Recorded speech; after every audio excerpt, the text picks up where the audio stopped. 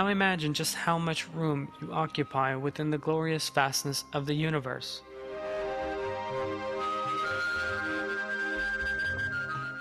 10 to the power of 19, 1,000 light years. Visible, huge masses of stars resemble tiny dots.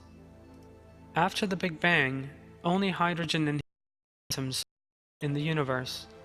Astronomers maintain that giant clouds made up of these atoms were compacted together under specially regulated conditions in order to constitute stars like the Sun. But even if that had happened, the universe would still have continued to exist as a dead mass of made up of these two kinds of atoms. Another process would be needed to turn the two gases into heavier elements. The production centers for these heavy elements is the red giants, enormous stars 50 times larger, on the average, than our Sun. Red giants are far hotter than ordinary stars like our Sun, and this means they can do things that normal stars cannot. They convert helium atoms into carbon atoms, but this conversion is no simple process. In the words of the American astrophysicist Greenstein, an extraordinary process takes place within the depths of these stars. 10 to the power of 18th meters, 100 light years. 10 to the power of 17th meters, 10 light years.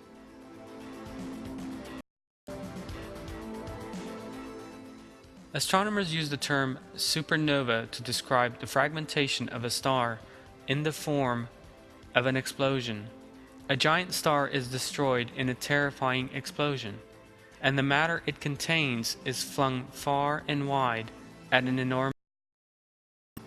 Through these explosions, matter is carried from one point in the universe to the others.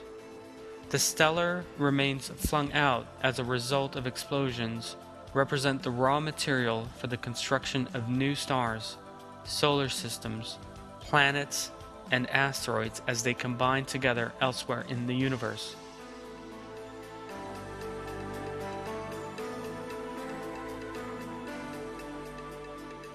Investigation of the Sun, the planets in the solar system, our Earth, and the natural elements in them reveals that they were created as the result of a supernova explosion a very long time ago.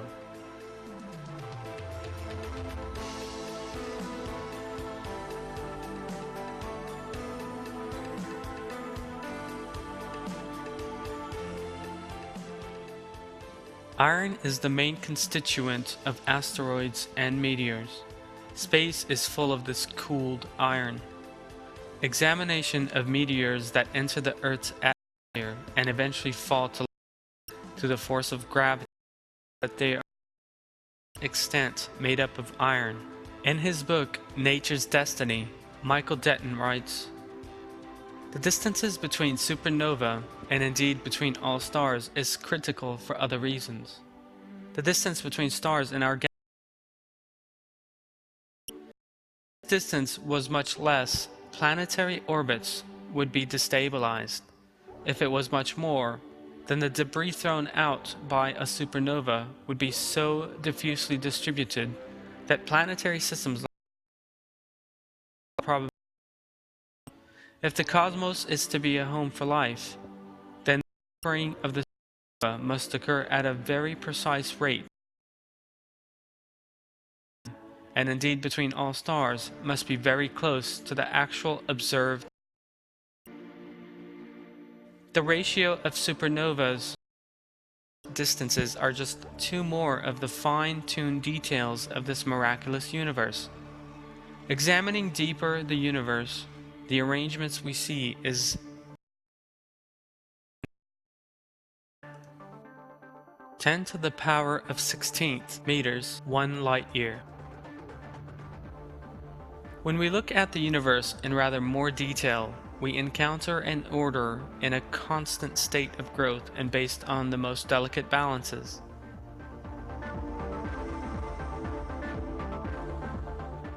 The Milky Way has a spiral shape. The stars and celestial bodies in spiral galaxies have been so located as to form a thick, circular center and arms protruding in the same plane and at the same angle from the center out. There are some stellar systems within the gaps between these arms, but very, very few.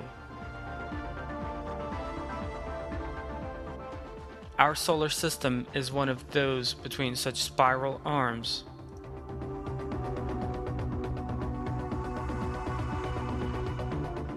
So what is the significance of the solar system lying between those arms? First of all, from where we are, we possess a very clear and distinct view of the gases and wastes in the spiral arms. If we were inside one of those arms, our view would be significantly impaired. Professor Michael Denton, in his book Nature's Destiny. What is so striking is that the cosmos appears to be not just supremely fit for our own being and biological adaptations, but also for our understanding. Because of the position of our solar system on the edge of the galactic rim, we can gaze farther into the night to distant galaxies and gain knowledge of the overall structure of the cosmos. Were we positioned in the center of a galaxy, we would never look on the beauty of a spiral galaxy, nor would we have an idea of the structure of our universe.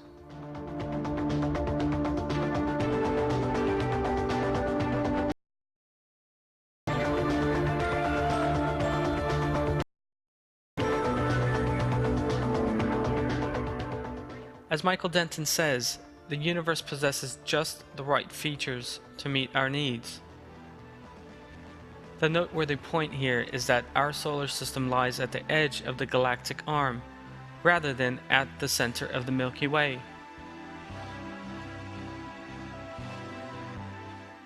This, as Michael Denton also states, allows us to examine the sky and, most importantly, to acquire information about the universe.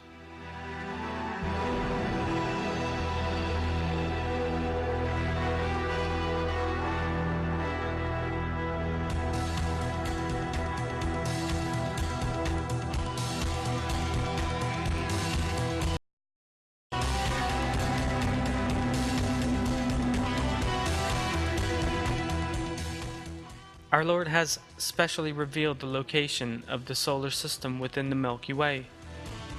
This location is a means whereby we can come to know the universe, reflect deeply, and witness the infinite might of Allah. In one verse of the Quran, Allah reminds us, "I seek refuge in Allah from the accursed Satan. You have known the first formation, so will you not pay heed?